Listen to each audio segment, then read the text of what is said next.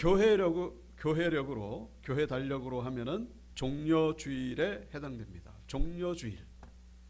그러니까 부활주일을 한 주간 앞두고서 이제 고난주간이 시작되는 날이 바로 종려주일입니다. 그러니까 예수님께서 나귀를 타시고 예루살렘 성에 들어가실 때에 이 백성들이 호산나 호산나 우리를 구원하소서 이렇게 소리를 치면서 그 앞길에다가 이제 종려나무 이파리를 깔았기 때문에 그래서 이 날을 종려주일이라고 그렇게 부르는 것이죠.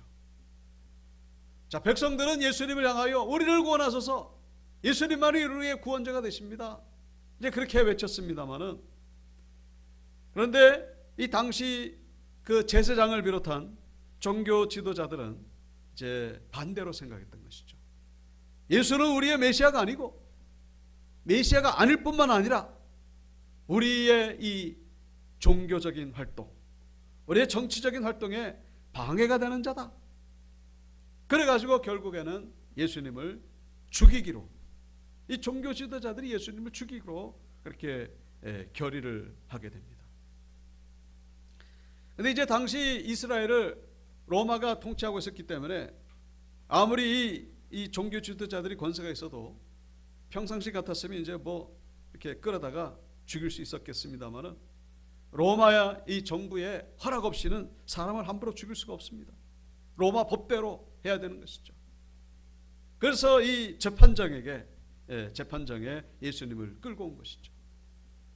그래서 예수가 이 황제의 명령에 불복종하고 이 로마 정부에 반역한다, 그런 정치적인 죄목을 가지고 예수를 이제 고발을 했던 것입니다. 그래서 오늘 본문에 그 11절에 보시면은 예수께서 총독 앞에 섰음에, 이 총독이 바로 빌라도 총독이죠. 이 총독이 예수께 묻습니다. 내가 유대인의 왕이냐? 내가 유대인의 왕이냐? 이것은 종교적인 질문이 아니라 정치적인 질문이죠. 이 당시 종교 지도자들이 예수님을 고발했던 그 죄목이 구체적으로 누가복음 23장에 보면은 나오고 있습니다. 고발하여 이르되 우리가 이 사람을 보내 우리 백성을 미혹하고 가이사는 당시 로마 황제죠. 가이사에게 세금 바치는 것을 금하며 자칭 왕 그리스도라 하더이다. 당시 로마가 참 많은 민족들을 통치하고 있었죠. 그래서 이제 아주 강력한 그런 힘을 가지고 통치를 하고 있었습니다만은, 그럼에도 불구하고 종교에 대해서는 아주 자유롭게 뭐 무슨 종교를 믿든지 간에 그런 관용 정책을 썼습니다. 만약에 종교를 억압하게 되면은 이제 그 민족들이 목숨을 걸고 저항하기 때문에 그 시끄러운 것이 아주 골치 아프다는 것을 알기 때문에 무슨 종교가 됐든지 간에 이제 자유롭게 했습니다. 그런데 이제 이 정치적으로는 만약에 로마 황제에게 반역한다거나 이 로마 정부에게 저항을 하게 되면요, 그 자리에서 사형에 처하는 그런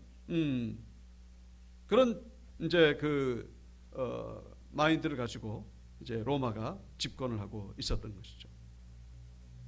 자, 그래서 이 종교 지도자들이 이제 이 종교적인 시기심이 있었습니다만은 예수님을 고발할 때는 정치적인 명목을 가지고 고발했던 것이죠. 이 사람이 자기가 왕이다, 자기가 로마 황제에게 세금 바치는 걸 금하고 있다. 그래서 이제 이 빌라도가 그렇게 물었던 것이죠. 네가 유대인의 왕이냐? 네가 유대인의 왕이냐? 우리가 한 가지 아실 것은 예수님은 절대로 이런 말을 한 적이 없었다는 것입니다. 내가 유대인의 왕이라고 한 적이, 그 말 자체에 한 적도 없었고, 그리고 예수님은 유대인의 왕이 되기 위해, 이스라엘의 왕이 되기 위해 가지고 이 땅에 오신 것이 아니죠. 요한복음 6장에 보시면은 오병이어의 기적을 행하니까 백성들이 예수님을 임금으로 삼으려고 합니다. 그런데 예수님이 그것을 거부하기 때문에 산으로 피신했다고 하는 그런 내용이 나오고 있습니다. 그리고 또 나다나엘이라고 하는 사람이 예수님을 향해서 당신은 하나님의 아들이시고 그리고 이스라엘의 임금입니다, 그렇게 고백했을 때에 예수님은 이 이스라엘의 임금이라는 그 고백에 한마디도 반응을 하지 않는, 하나님의 아들이라는 그 고백 앞에는 반응을 했습니다만, 그러니까 이스라엘의 왕과는 아무 상관이 없는 이 종교 지도자들이 거짓으로 고소하고 있는 것이죠. 거짓말로 고발하고 있는 것입니다. 그런데 오늘 본문에 보시면은 빌라도가 네가 유대인의 왕이냐 그랬을 때 예수님이 뭐라고 대답하십니까? 나 그런 적이 없습니다. 그렇게 대답을 해야 되는데 뭐라고 대답하시죠? 내 말이 옳도다. 자, 예수님이 이렇게 말씀하시게 되면은 예수님에게는 아주 너무나 불리해지게 됩니다. 예수님이 피고지 않습니까? 유대 종교 지도자들이 원고고, 예수님에게는 아주 참 그야말로 불리해지는 것이고, 이 유대 종교 지도자들이 그 목적한 바가 그대로 이루어지게 되고 예수님은 죽게 됩니다. 그럼에도 불구하고 예수님은 네 말이 옳도다. 그래, 내가 왕이다. 자, 왜 예수님이 이런 말씀을 하셨을까요? 분명히 예수님은 그렇게 말한 적이 없고, 그리고 또 유대 종교 지도자들이 거짓으로 고발하고 있음에도 불구하고 예수님이 이 말을 하게 되면 죽는다는 것을 알고 있음에도 불구하고 이렇게 대답을 하신 이유, 두 가지로 우리는 생각해 볼 수 있습니다. 첫 번째는 진짜 예수님이 왕이시기 때문에 그렇게 대답을 하셨다는 것이죠. 예수님은 왕이신 것이죠. 그러나 예수님이 옳도다라고 대답하셨을 때 그 의미의 왕의 의미는 이 빌라도가 묻는 그 왕의 의미와 그리고 종교 지도자들이 왕이라고 했다 하는 그 의미와는 완전히 차원이 다른, 예수님은 만왕의 왕이시고 만주의 주로서 온 우주 만물의 왕이라는 그런 의미로 지금 예수님이 대답하고 있다는 것을 우리가 기억해야 된다는 것이죠. 단순히 한낱 이스라엘의 왕, 그리고 그보다 조금 더 큰 로마 제국의 왕, 그 정도가 아니라 온 우주 만물을 창조하신 온 우주 만물의 왕이심을 예수님이 선포하고 있다는 것을 우리가 기억해야 된다는 것입니다. 사랑하는 성도 여러분, 역사는 어떤 개인에 의해서, 어떤 그 집단에 의해서 움직여지는 것이 아니라 이 역사를 주관하시는 분은 오직 전능하신 하나님 예수 그리스도라는 사실을 신앙 고백으로 고백하는 우리 성도들 되시기를 주의 이름으로 축원드립니다.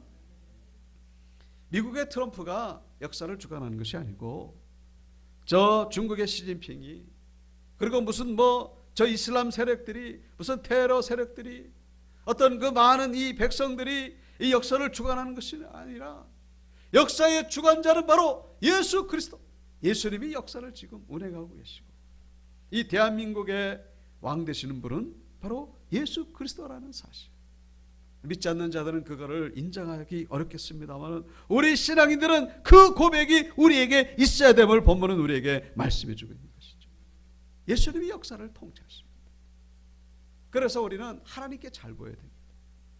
하나님을 잘 믿을 때에 그 나라는 복이 있다라고 성경은 말씀하고 있죠. 하나님을 인정하지 않을 때 그 나라는 여러분 결국 망하게 되는 거예요.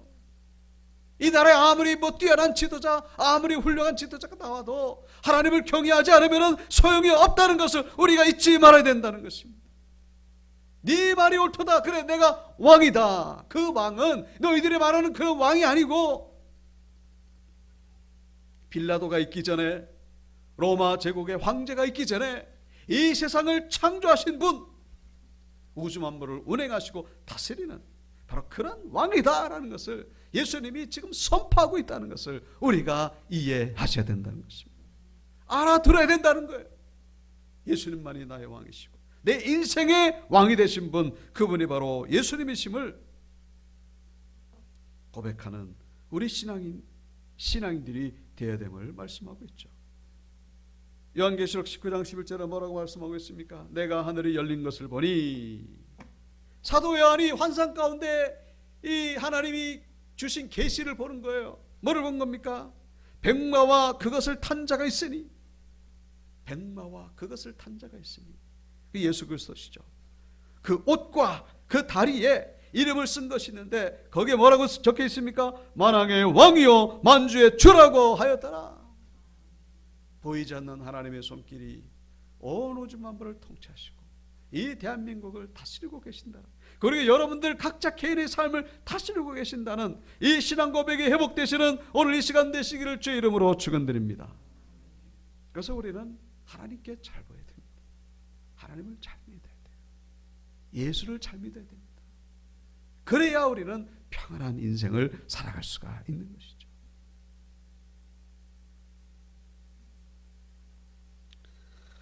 자, 그런데 오늘 본문에 이 빌라도가 그것을 이해하겠습니까?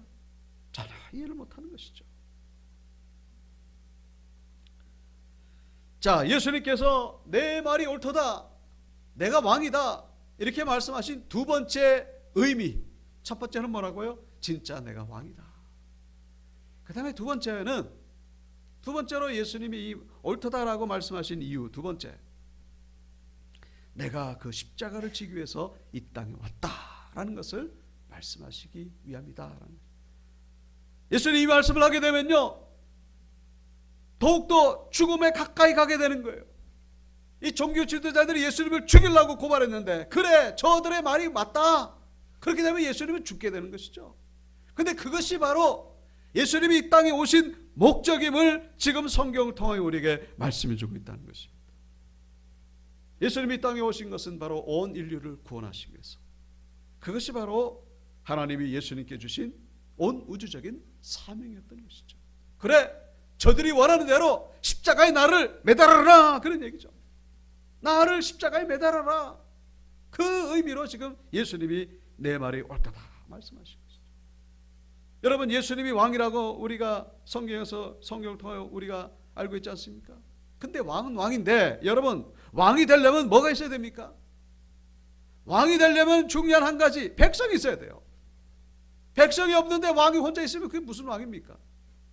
백성이 있을 때에 왕이 의미가 있는 것이죠. 근데 그 예수님의 왕의 통치를 받는 하나님의 백성이 누가 될 수가 있습니까? 아무나 하나님의 백성이 될 수가 있나요?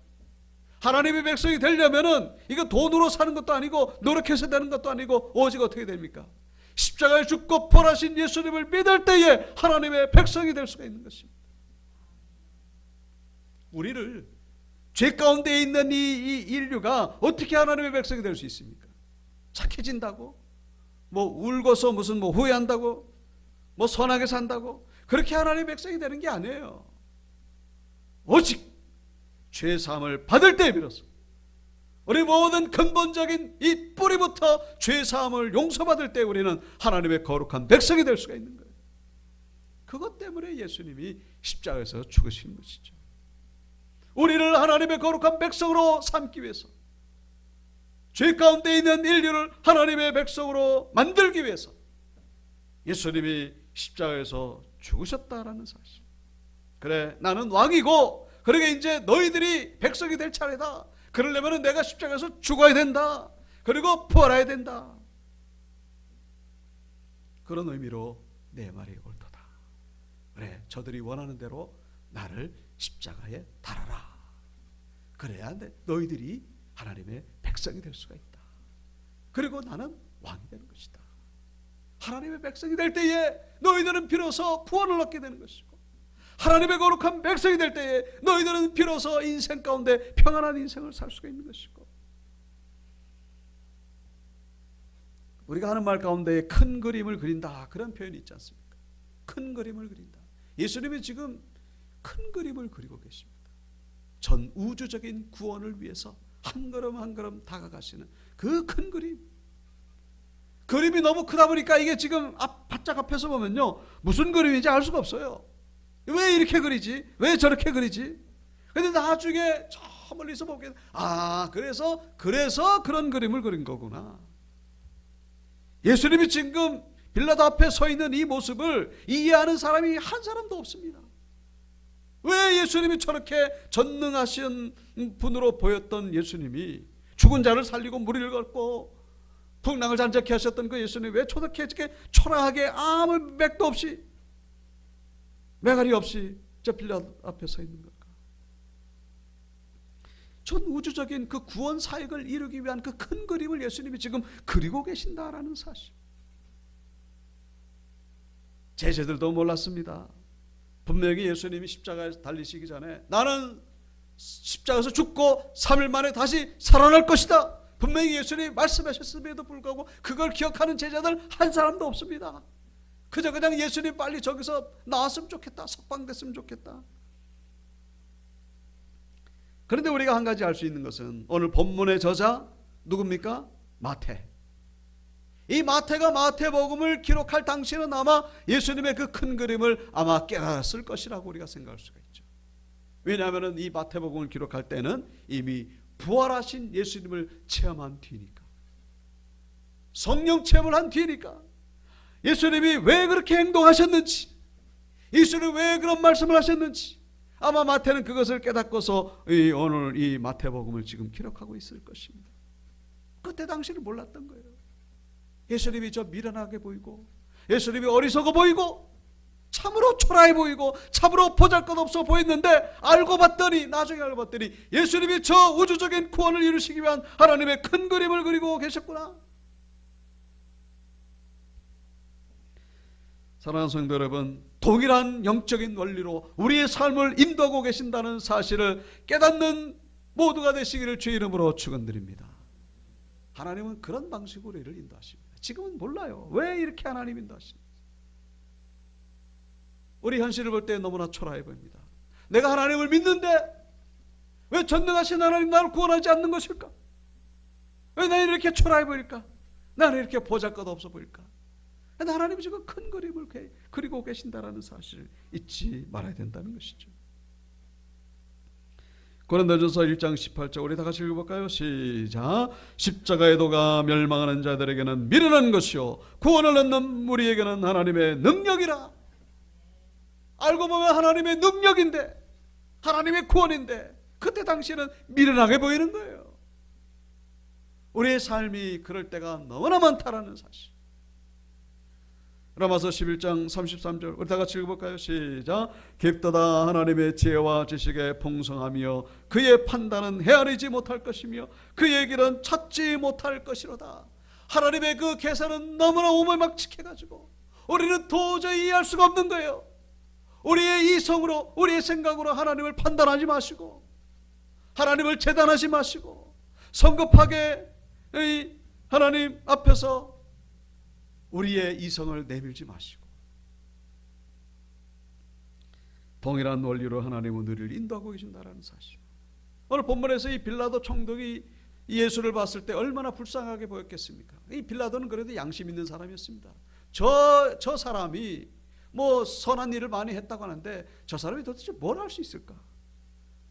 저 청년 예수가 도대체 내 앞에 서 있는데 네 말이 옳도다 뭐 그렇게 대답하고 있는데 참 뭡니까? 이 불쌍해 보이고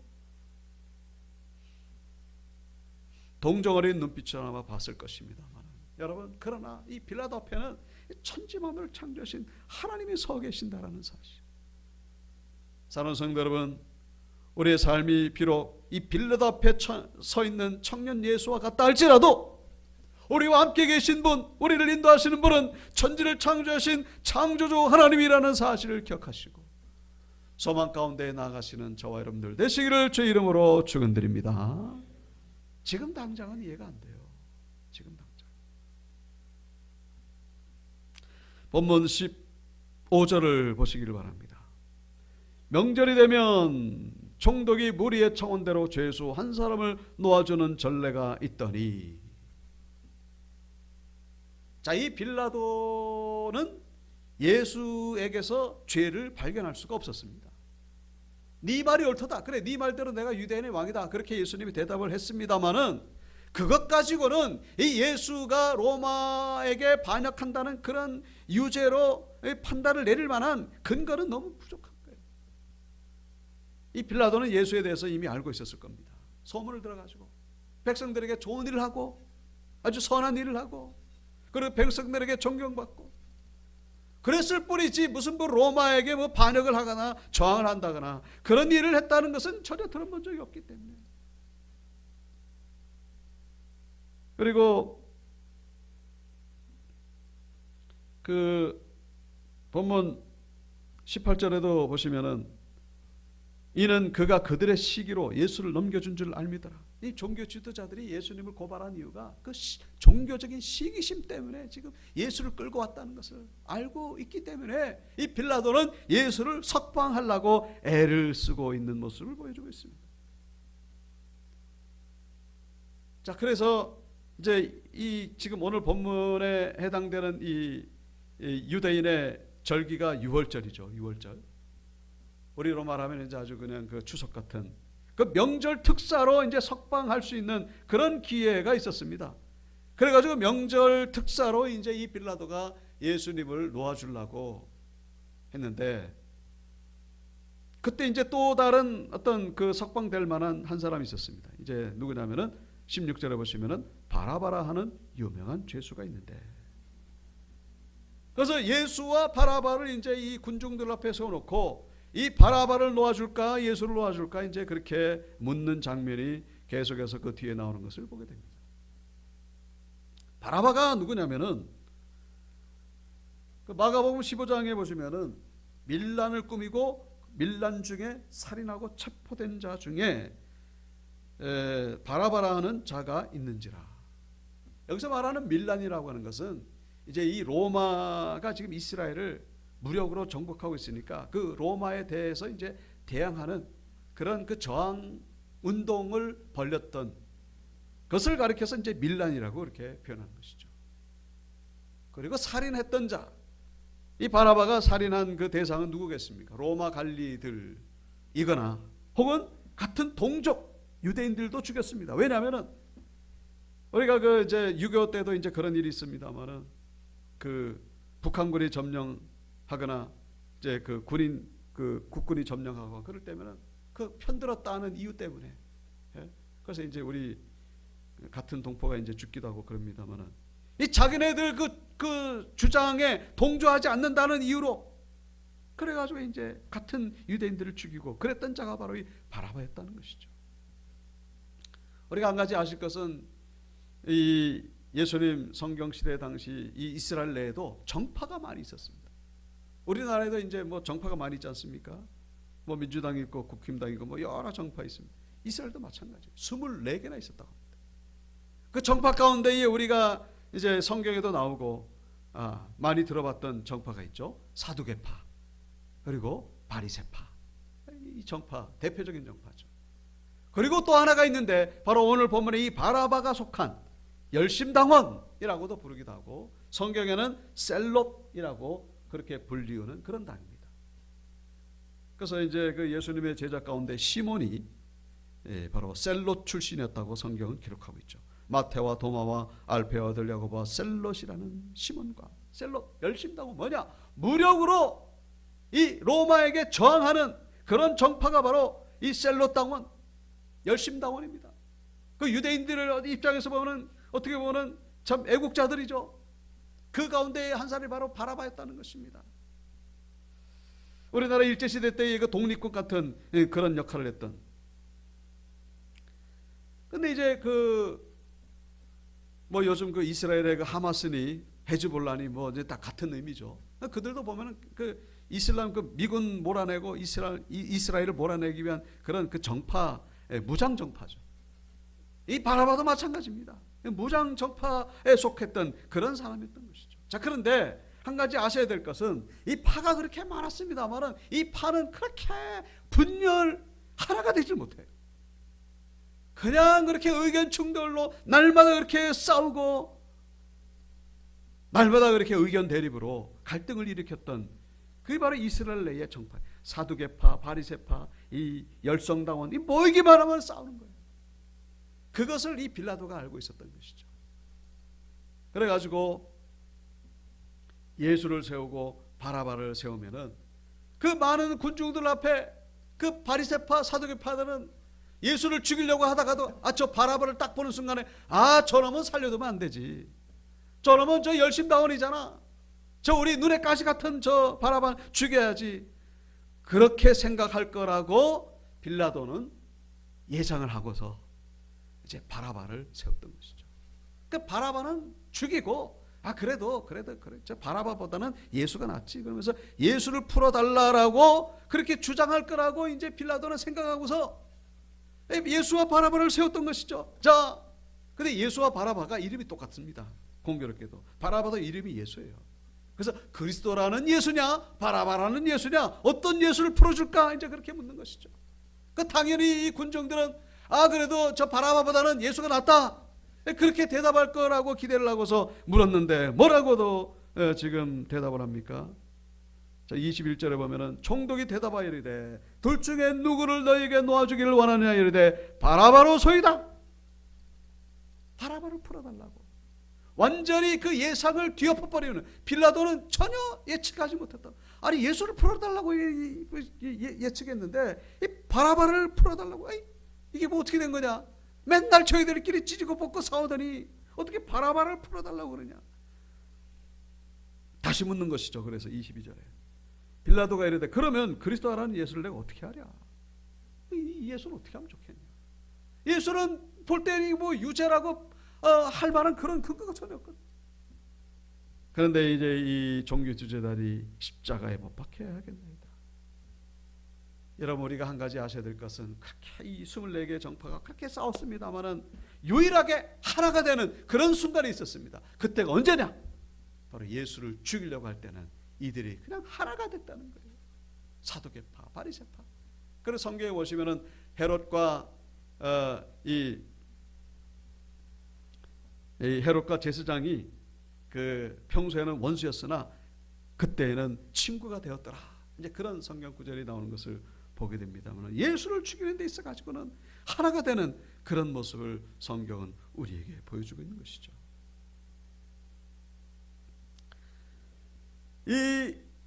그 종교 지도자들이 이 정파가 많았습니다만 공통된 한 가지 특성은 메시아를 기다리고 있었다.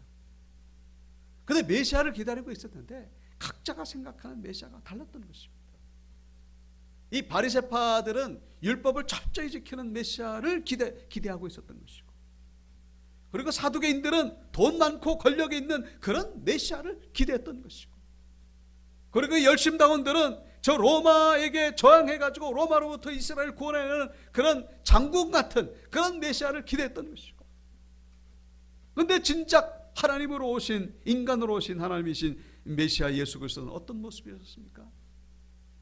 예수님이 하신 말 가운데 여우도 굴이 있고 공중에 나는 새도 거처가 있을 때 인자는 머리 들 곳이 없도다.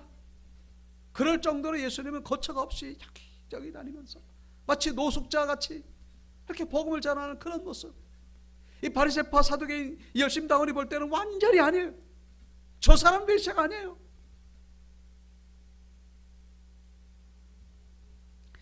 그리고 예수님은 죄인과 세리와 창기들과 식사를 같이 하면서 그들의 아픔을 공감하셨던 그런 모습을 그들에게 보이셨던 것이죠.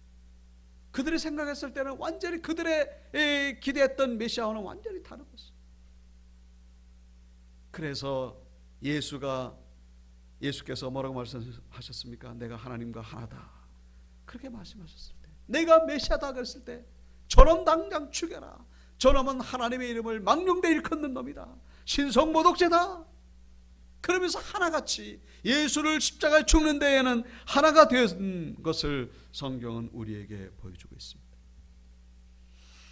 여러분, 이 말씀이 우리에게 주신 메시지가 뭡니까? 우리는 예수님을 과연 진짜 메시아로 생각하는가 하는 것이죠. 여러분, 성경은 어떤 메시아를 증거하고 있습니까? 고린도전서 1장 23절. 우리는 십자가에 못 박힌 그리스도를 전하니. 오늘 말씀의 제목이죠. 십자가에 못 박힌 그리스도. 여러분, 우리는 그런 메시아를 믿고 있다는 것을 잊지 말아야 된다는 것입니다. 어떤 예수님을 우리는 믿고 있습니까? 여러분, 돈이 필요한 자에게는 경제적인 메시아, 건강이 필요한 자에게는 병을 고치시는 메시아, 그리고 정치에 관심 있는 자는 정치적인 메시아를 우리 바라고 있는지 몰라도 우리가 정말로 믿어야 될 예수님은 어떤 예수님이십니까? 십자가에 못 박힌 예수라는 사실을 잊어서는 안 된다는 것입니다. 십자가에 못 박힌 예수를 믿을 때에 그때 비로소 모든 문제들이 근본적으로 해결될 수 있다는 사실. 돈 문제니 질병의 문제니 나라의 정치적인 문제니 모든 인간의 문제들은 바로 그 죄로부터 시작된다. 예수님이 왜 십자가에 못 박히셨습니까? 바로 죄의 문제를 해결하기 위해서. 죄의 문제가 해결되지 않으면 여전히 문제는 그대로 남아있다는 사실.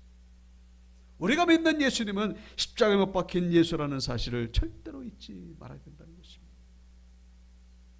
우리는 그리스도 예수가 아니라 저 바라바 예수를 믿고 있지 않은지, 많은 사람들이 바라바 예수를 믿고 있습니다. 나에게 경제적인 부를 가져다 주는 메시아, 나에게 인기를 가져다 주고 나에게 세상에서 성공하게 하는 그런 메시아, 여러분 그것은 바라바 예수에 지나지 않는다라는 사실. 십자가와 예수는 하나라는 사실을 잊지 마시기 바랍니다. 십자가 없는 예수는 그건 가짜예요. 이런 그림자 없는 사람이 있습니까? 사람에게는 그림자가 따라다니잖아요. 예수와 십자가는 마치 그와 같은 관계입니다. 십자가 없는 예수는 그것은 예수가 아니고 그건 속는 거예요. 사기꾼 예수가 얼마나 많습니까? 그 이단들이 다 십자가 없는 예수잖아요. 우리가 예수 믿으면서 십자가를 빠뜨린 채 예수를 믿으면은 그것은 속빈 강정과 같다라는 사실. 알맹이는 빠진 채 우리는 십자가에 못 박히신 예수를 믿는지, 그것을 점검할 수 있는 한 가지, 내가 정말로 십자가를 지려고 하는지. 누구든지 나를 따라오거든 자기를 부인하고 자기 십자가를 지고 나를 쫓을 것이니라. 내 삶 가운데 십자가 있습니까? 다른 사람이 볼 때도 저분은 정말로 십자가를 지는 분이다, 저분은 정말로 희생하는 분이고, 저분은 정말로 자기를 죽이는 분이구나, 자기를 십자가에 못 박히는 분이구나. 겸손이죠. 봉사고, 그런 모습들이 우리의 가운데 있는지. 그렇지 않다면 우리는 바라바 예수를 믿고 있다는 사실. 말씀을 마칩니다. 다시 한번 우리는 오늘 본문을 통하여 십자가에 못 박히신 예수 그리스도를 바라보시고, 또한 예수님께서 우리에게 맡기신 이 십자가의 사명 잘 감당하시는 가운데에 하나님의 거룩한 뜻을 이루어드리는 우리 온유교회 권속들 다 되시기를 예수님의 이름으로 축원드립니다.